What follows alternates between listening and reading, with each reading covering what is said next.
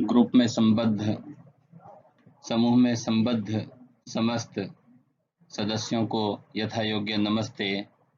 आपका दिन मंगलमय हो। इन भावनाओं के साथ मैं डॉक्टर विजय कुमार त्यागी उपस्थित हुआ हूँ संस्कृत विषय के पाठ को लेकर। सुविचारः अनाहूतः प्रविशति अपृष्टो बहुभाषते अविश्वस्ते विश्वसिति मूढ़चेता नराधमा। अर्थात बिना बुलाए किसी सभा में जाना, बिना पूछे बहुत बोलना, विश्वास नहीं करने लायक व्यक्ति पर विश्वास करना, ये सभी मूर्ख और बुरे लोगों के लक्षण हैं।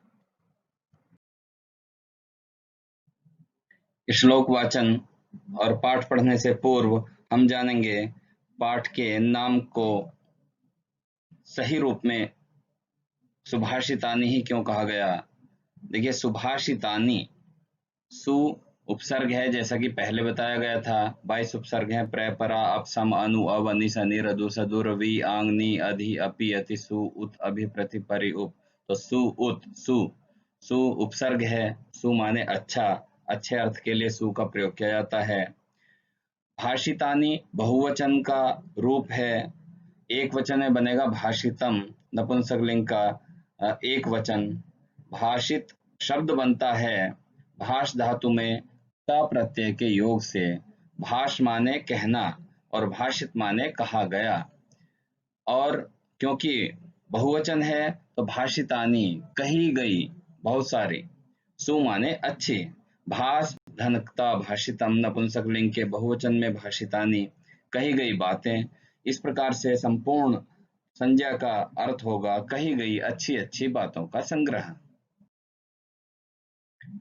प्रिय विद्यार्थियों, आइए पाठ से परिचित होते हैं। प्रस्तुतोऽयं पाठः विविध ग्रंथात् संकलितानां दश सुभाषितानां संग्रहो वर्तते। संस्कृत साहित्ये सार्वभौमिकं सत्यं प्रकाशयितुम् अर्थगाम्भीर्ययुता पद्यमयी प्रेरणात्मिका रचना सुभाषितमिति कथ्यते। अयं पाठ्यांशः परिश्रमस्य महत्त्वं, क्रोधस्य दुष्प्रभावः, सामाजिक महत्त्वं, सर्वेषां वस्तूनाम् उपादेयत, बुद्धेः वैशिष्ट्यम् इत्यादीन् विषयान् प्रकाशयति। अर्थात प्रस्तुत पाठ विविध ग्रंथों से संकलित 10 सुभाषितों, श्लोकों का संग्रह है। संस्कृत साहित्य में सार्वभौमिक सत्य को प्रकाशित करने के लिए सारगर्भित पद्यात्मक प्रेरक रचना सुभाषितम कही जाती है। यह पाठ्यांश परिश्रम के महत्व को, क्रोध के दुष्प्रभाव को, सामाजिक महत्व को, सभी वस्तुओं की उपादेयता को, बुद्धि की विशेषता आदि विषयों को प्रकाशित करता है। आइए श्लोक का वाचन करते हैं। सेवितव्यो महावृक्ष फलच्छाया समन्वितः यदि दैवात् फलं नास्ति छाया केन निवार्यते। सेवितव्यो महावृक्ष फलच्छाया समन्वितः यदि दैवात् फलं नास्ति छाया केन निवार्यते। अन्वयः फलच्छाया समन्वितः महावृक्षः सेवितव्यः दैवात् यदि फलं नास्ति वृक्षस्य छाया केन निवार्यते। काठिन्य निवारणम। नास्ति, न धन अस्ति, दीर्घ संधि होने पर बना नास्ति। सेवितव्यः, सेव धनतव्यत। दैवात्, दैव शब्द पंचमी विभक्ति एक वचन। फलम नपुंसकलिंग प्रथमा विभक्ति एक वचन। सेवितव्यो महावृक्ष फलच्छाया समन्वितः यदि दैवात् फलं नास्ति छाया केन निवार्यते। सेवितव्यो महावृक्ष फलच्छाया समन्वितः यदि दैवात् फलं नास्ति छाया केन निवार्यते।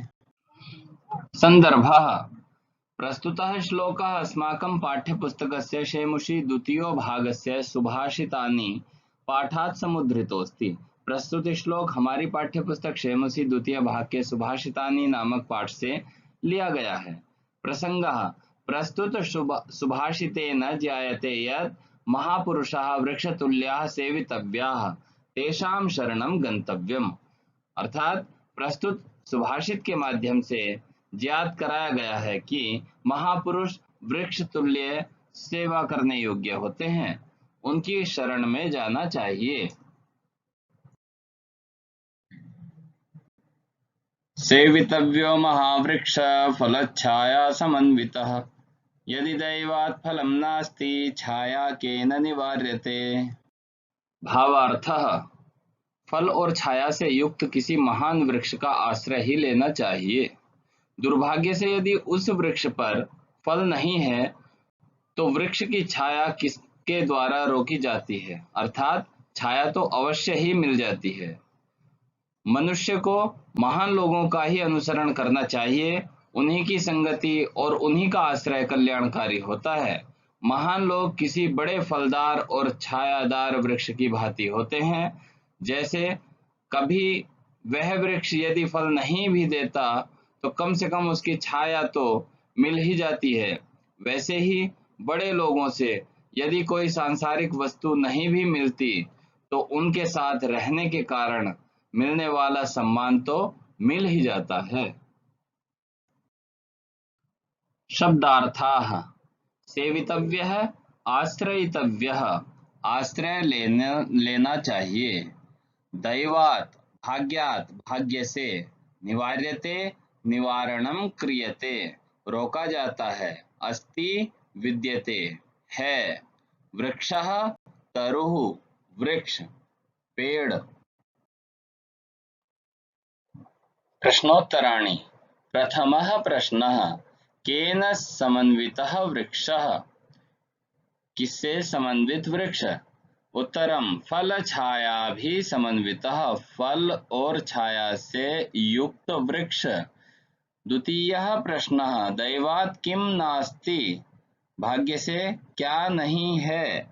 उत्तरम दैवात् फलम नास्ति, भाग्य से फल नहीं है।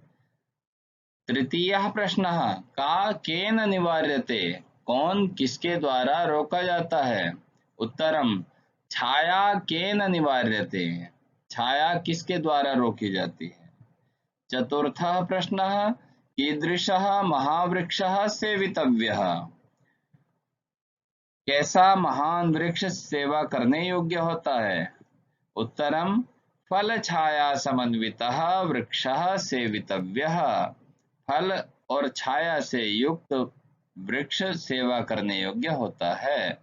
पंचमः प्रश्नः दैवात् इत्यस्मिन् पदे का विभक्ति।